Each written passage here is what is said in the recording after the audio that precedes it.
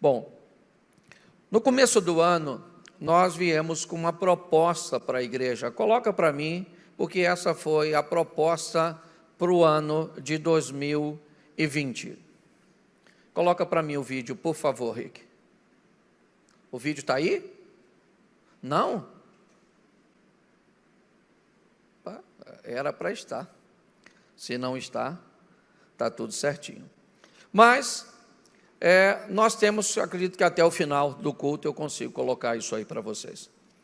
Nós viemos com a proposta do ano do reconhecimento, certo? Esse era, ou é a nossa tônica do ano de 2020.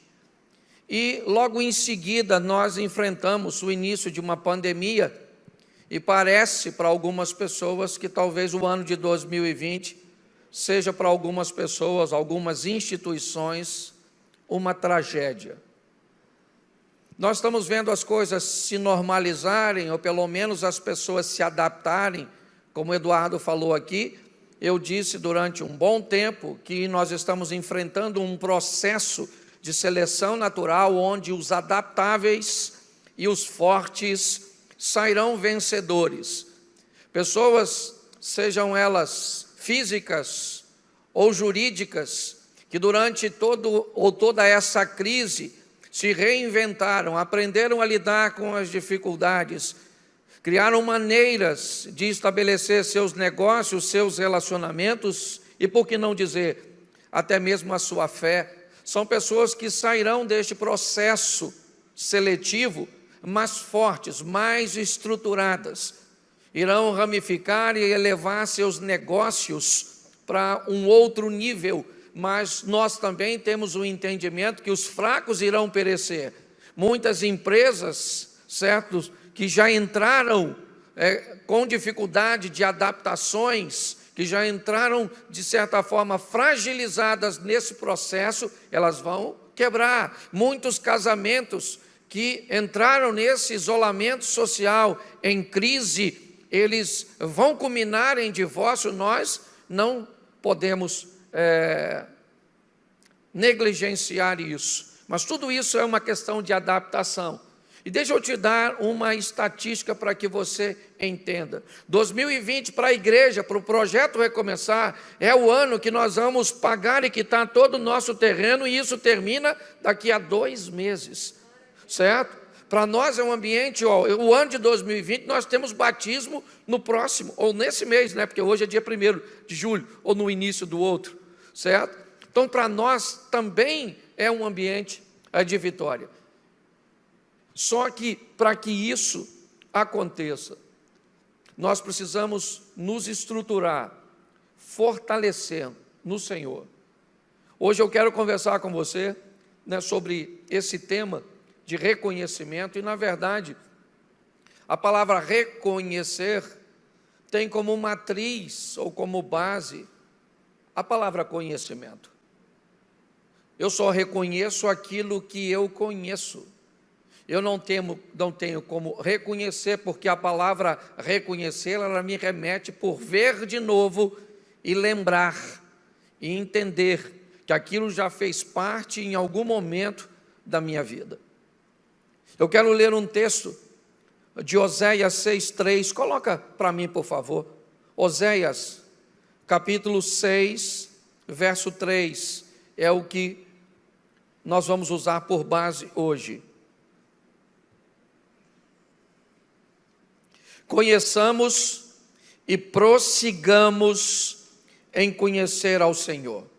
Como a alva será a sua saída, e Ele a nós virá como a chuva serôdia que rega a terra. Feche os seus olhos, por favor.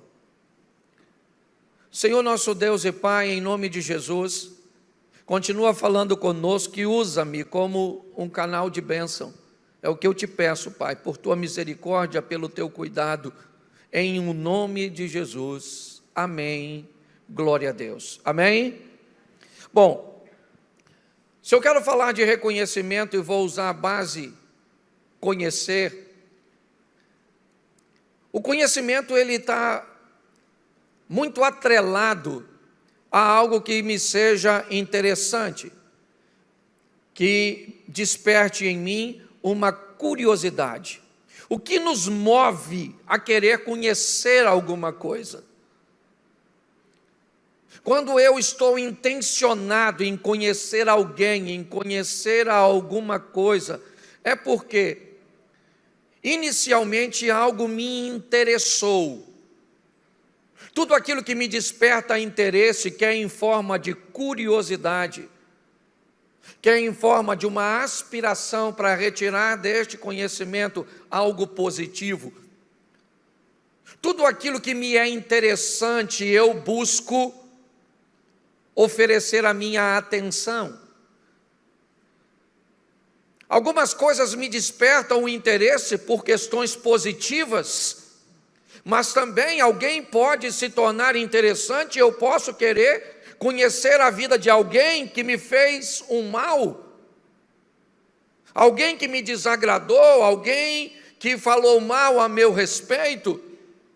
Quem nunca se deparou com uma mensagem negativa a respeito de si numa rede social e quis então dar uma olhada na rede da pessoa que te fez uma crítica, buscando conhecer aquele que de certa forma te criticou? O interesse é a base do conhecimento. Tudo aquilo que me interessa, eu busco em conhecer, eu busco estar mais próximo, obter mais informação. A grande questão dessa palavra conhecimento, porque eu só vou reconhecer aquilo que eu já conheço, e já já eu vou entrar, é a minha pergunta, que muitas vezes uma rede social se torna mais interessante para mim, fazer determinadas coisas, participar de determinadas coisas, estar envolvido com determinadas coisas, às vezes é mais interessante do que buscar conhecer a Deus. Por quê? Porque Deus deixou de me ser interessante, deixou de me despertar o interesse. E todas as vezes que eu perco o interesse por alguma coisa, inevitavelmente eu me distancio, eu evito conhecer algo. Por quê? Porque eu só quero conhecer aquilo que me interessa, aquilo que me convém. Baseado nisso, eu quero trazer uma proposta para a igreja hoje. A proposta de que nós venhamos a viver o extraordinário ao lado de um Deus extraordinário. A proposta de vivermos uma vida extraordinária, de experimentarmos coisas fantásticas.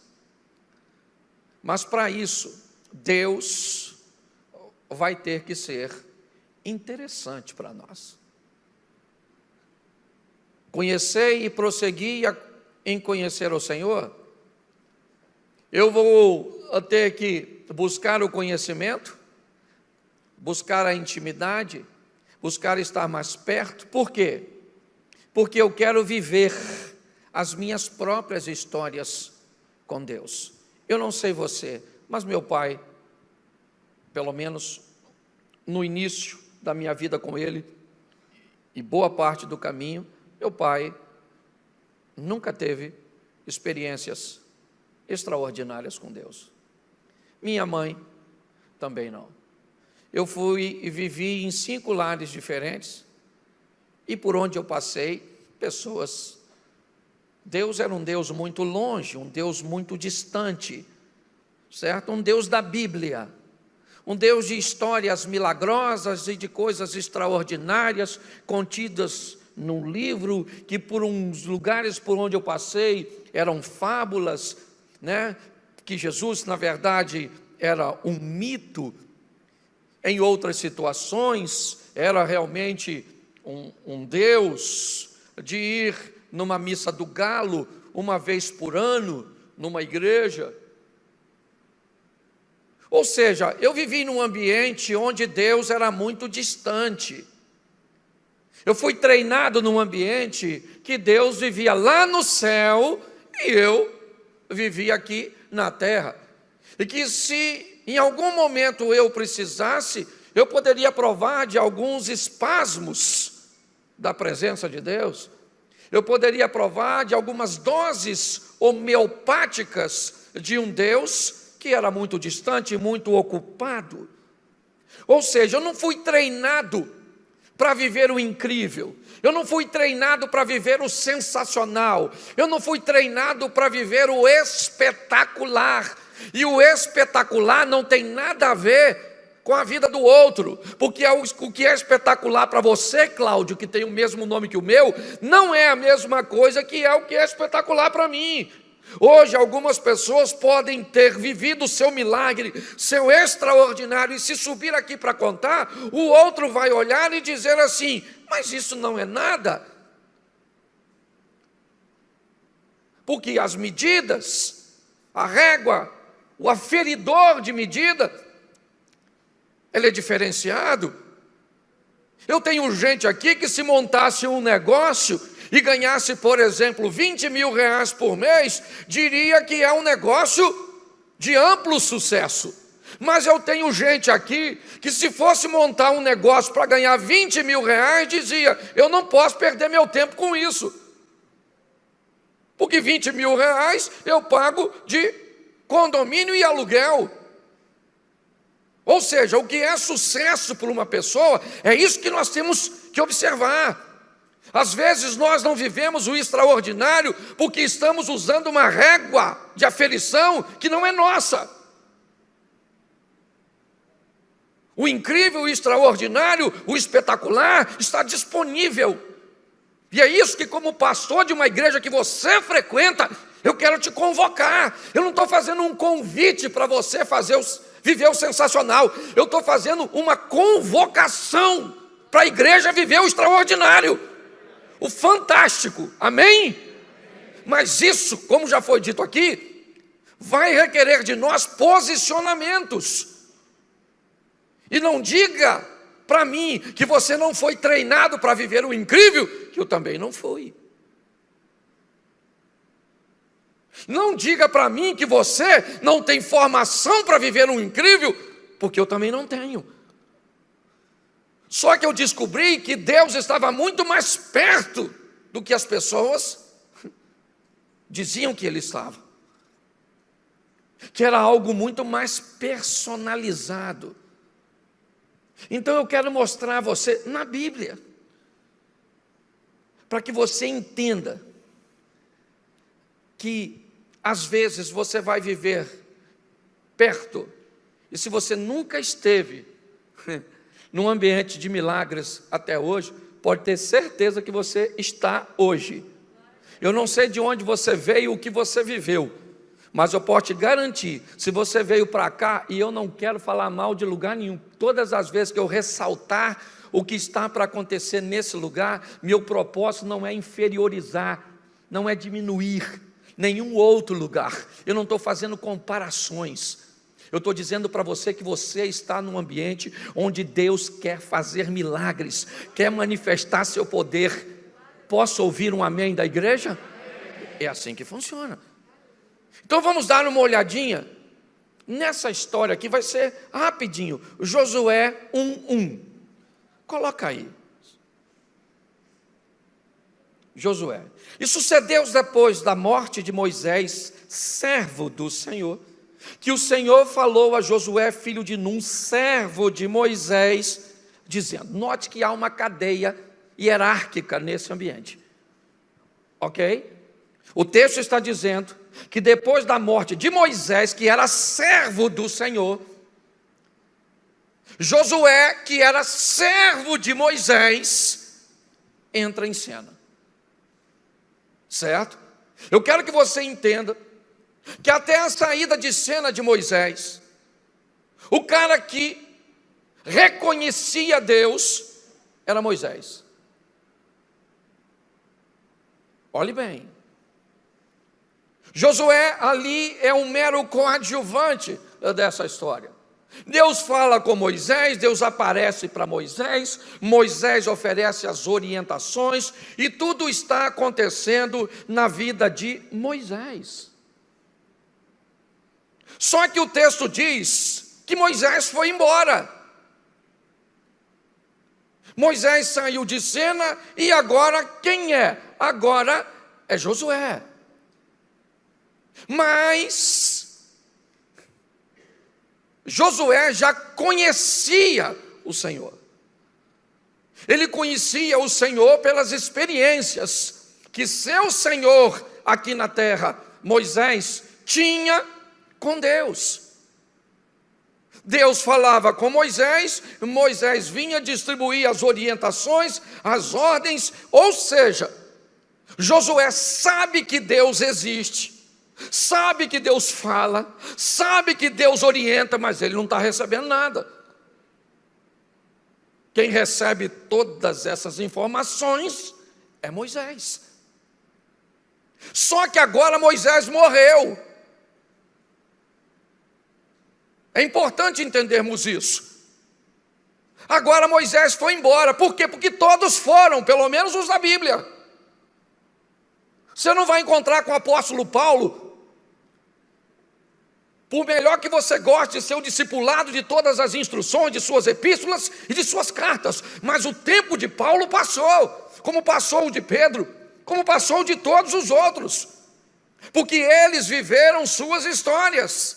Mas chegou a nossa vez de vivermos a nossa. Quando Moisés vai embora, quem ficou? Josué. E agora? Josué vai ter que viver suas próprias, ou não. Ou não. Ele pode se acovardar e dizer, não, Moisés morreu tudo, acabou, todas as coisas, já era, Deus falava como... Não. Agora Deus aparece para Josué e diz, Josué, meu servo Moisés é morto. E agora, querido, agora você vai viver comigo suas próprias histórias.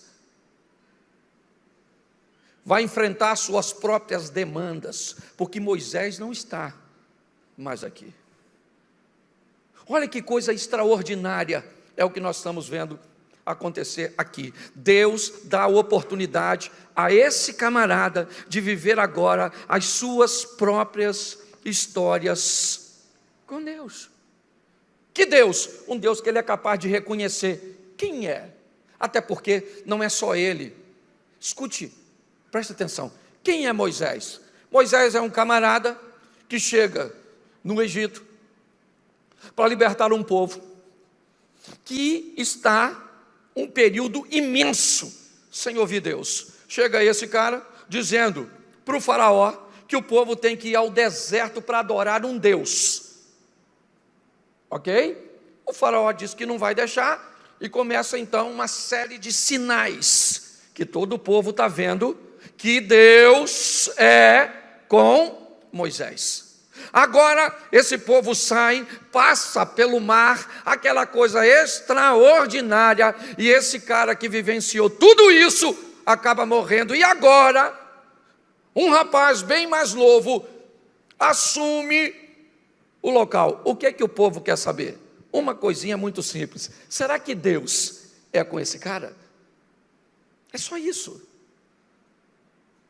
Quando nós vamos ver a história deste homem, o que nós vemos é alguém que andou com alguém, que conheceu e reconheceu a Deus, porque o reconhecimento tem a ver com o seu estilo de vida, com aquilo que Deus foi capaz de manifestar na vida daquele crente chamado Moisés.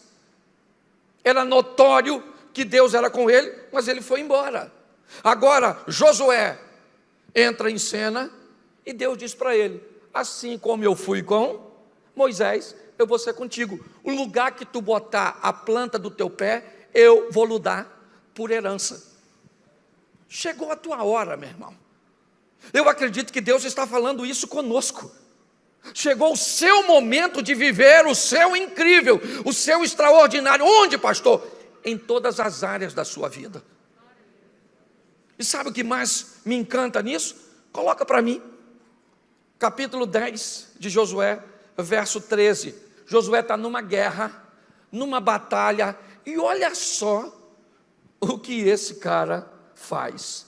Ele pede a Deus para entrar no horário de verão. Deve ser alguma coisa similar. Ele pede a Deus que o sol dure algumas horas a mais, porque ele precisa entrar numa batalha. Pô, mas peraí, cara,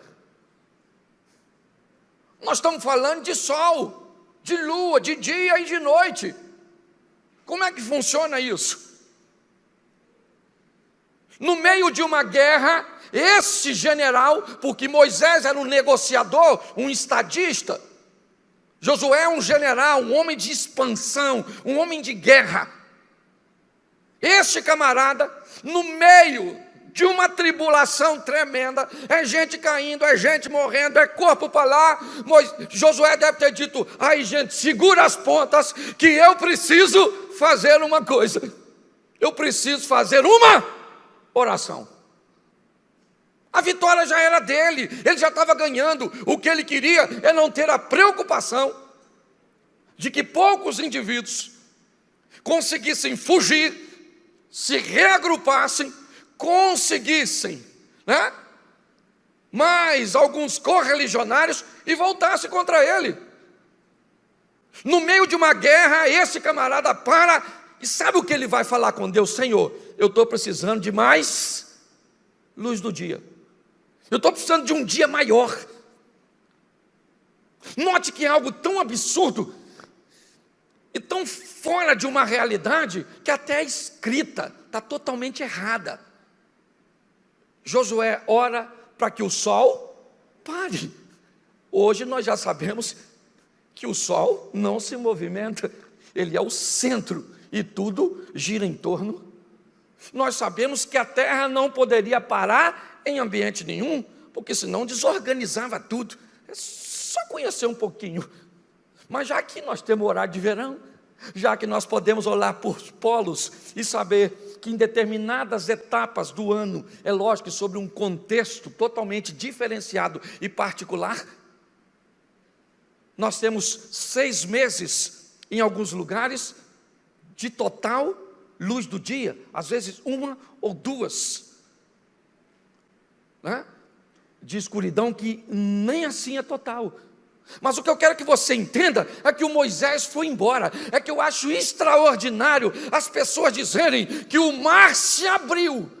Mas, meu irmão, entre o mar abrir e naquela época o dia ficar mais comprido do que tudo, para o cara ganhar uma guerra, mede os 2 milagres aí. Para mim, o do Josué dá um banho no do Moisés. Pastor, o que você quer dizer? Eu quero dizer que esse cara foi viver a história dele e não ficar na sombra do outro. Está na hora do milagre parar de acontecer pertinho de você. Está na hora das coisas pararem de ser apenas contos. Está na hora de você ser um mero, ou deixar de ser um mero narrador de histórias alheias. Está na hora de você subir no palco da vida para protagonizar suas próprias histórias e viver ao lado desse Deus de Josué, desse Deus de Moisés, porque esse Deus é o nosso Deus. É assim que funciona. Mas já já eu vou falar dos sofismas, os pensamentos limitantes daqueles que transformaram mentiras em verdades ultra, mega, super limitantes, e que provavelmente quando me ouvem agora que é aqui, que é na rede social, estão limitando a si mesmo, assumindo posturas e lembranças de ambientes de treinamento, de mágoas, de ressentimentos, de necessidades. Isso não é de hoje. É só olhar para Gideão e ver ele dizendo: eu sou o menor na casa de meu pai, a minha família é a mais pobre em Manassés, eu não tenho como me tornar um revolucionário. O que era isso? Um sofisma, uma mentira que se tornou verdade e que limitou. É isso que as pessoas vivem ao lado de um Deus todo-poderoso. O Moisés foi embora depois de um mar aberto e Josué ficou para ver o dia se prolongar por causa de sua oração. O que é isso? Reconhecimento. Josué reconhece quem é Deus, a ponto de, como um general, um estrategista, para sua guerra, sua batalha, para viver sua própria história. Quer mostrar? Vou mostrar só 4, ou 3 ou 4, apenas 3 para ficar fácil.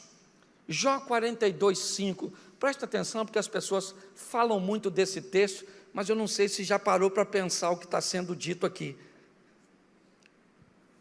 Com o ouvir dos meus ouvidos ouvi, mas agora ativei os meus. O que esse cara está dizendo? Jó está dizendo assim: até hoje, eu só te conhecia, em algumas traduções, de ouvir falar. Olha bem, tudo que eu sabia a seu respeito era teoria, era a história dos outros, é ouvir falar. Quem falar? Quem tinha vida com Deus. Quem viver? Quem tinha intimidade com Deus. O que Jó estava dizendo, ou está dizendo nesse texto é: eu vivi num ambiente onde Deus sempre fez muitas coisas na vida dos outros. Então eu ouvi a história da vizinha que ficou curada, do filho da outra que passou na faculdade, na empresa do outro que prosperou, do milagre que aconteceu na vida do outro que foi batizado no Espírito Santo, do outro que recebeu um dom. Sempre um ambiente de periferia, sempre as coisas circulando ao meu redor. E o que eu sou? Eu sou um mero espectador. É isso, o que eu sou um mero espectador. É isso que Jó está dizendo. Antes, diz numa tradução, antes, eu só te conhecia de ouvir falar. E de tanto ouvir falar, eu sabia que isso existia. Mas agora eu comecei a viver minhas próprias histórias. Olha só. E sabe o que é mais interessante? É que o texto diz que esse cara era o maior do Oriente. É que esse cara que diz que ouvia só de ouvir falar, era um ofertante, era um dizimista, era um cara de sacrifício, um camarada de moral, de ética, era um cara extraordinário, de vida impecável, era Jó. Você imagina um cara para ter um estilo de vida onde o diabo passa perto de Deus e Deus diz a respeito do cara: tende visto o meu servo Jó? Seja franco aqui, só para a gente dar uma pensadinha. Se o diabo passasse perto de Deus, quando tu está por perto, talvez o diabo falaria isso para Deus: tende visto o teu servo? Pare para pensar. Nossos valores são bem complexos. Eu fiz uma pergunta para a igreja no domingo que muitos se calaram. A pergunta é muito simples e que talvez pessoas nunca pararam para pensar: por qual motivo você gostaria de ir para o inferno?